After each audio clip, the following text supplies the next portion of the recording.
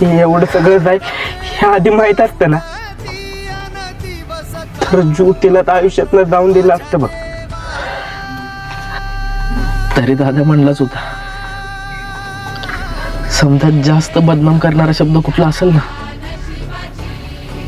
तर तो म्हणजे प्रेम. अरे तो शब्द कळायच्या आधीच आपण बदनाम झालोय बघ.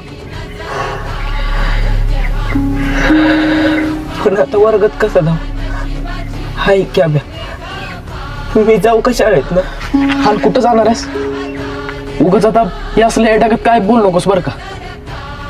अरे मध्या तुझी ही शाळा सुटू नयेत म्हणून तर तुझ्या बापाने एवढं केलं ना.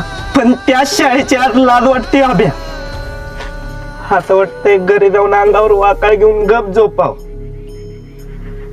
निदान तेवढ्या पुरतं तरी बरं वाटत. आणि शांत झोप लागल असं वाटतंय तुला माझ्या?